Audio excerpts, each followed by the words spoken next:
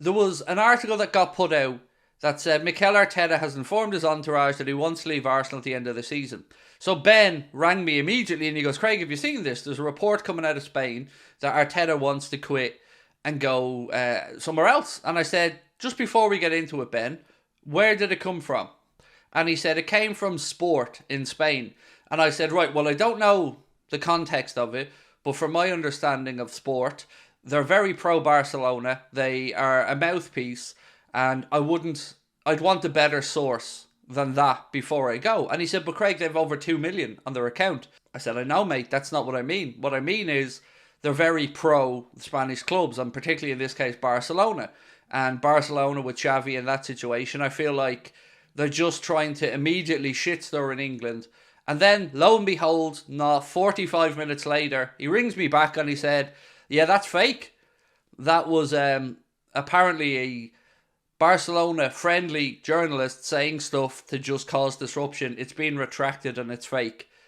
And it just goes to show, even the big accounts, 2 million plus on this one, they're wrong. And sometimes they're all too eager to run with something without the actual background checks being done in it. And I woke up today to see Mikel Arteta very angry about it all, and I don't blame him. And this is what happens with some Spanish clubs, and I've said this to you guys for years. They are very entitled, they are very aggressive in how they manipulate the media to suit their narrative of what they want. So straight away you see the Jurgen Klopp links to Barcelona, as if there's a hope in hell that Jurgen Klopp is going there. Now you've seen they're trying to destabilise Mikel Arteta in Arsenal. And it's all just because they have this weird sense of self-entitlement over in Barca and Real Madrid, that they feel like they can do what they want, when they want, manipulate the media how they want, and try and form a narrative of a situation that quite often isn't the reality of the situation.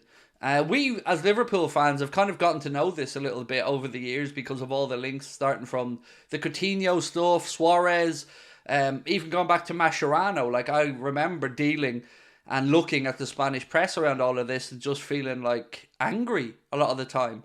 You know, every time we play a Spanish club in Europe, and maybe this will apply to other clubs' fans as well, I'm sure it probably does, you will see articles talking about our players being linked with the Spanish club we're playing against.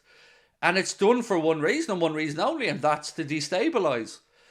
So I can often see through it, but it still doesn't mean it doesn't have an impact, right? It doesn't mean that it hasn't got people talking or stressing about it. And one tweet last night from one article about Arteta, and it's everywhere within an hour. It just goes to show you, if people want to believe in something, like negative, like transfer stories that are lies, if people want to believe it, it'll spread quickly. If it plays into something they hope or are afraid of, it'll spread quickly. And this is why we need to be a bit more careful in how we look into things and what we talk about. And again, feels weird being a YouTuber saying this. I'm not a journalist. I'm not.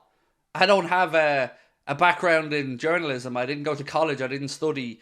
But even I can smell a pig sometimes, you know, and spot a dud story. And I always need third, fourth confirmations of these things when they're coming out of certain parts of the world.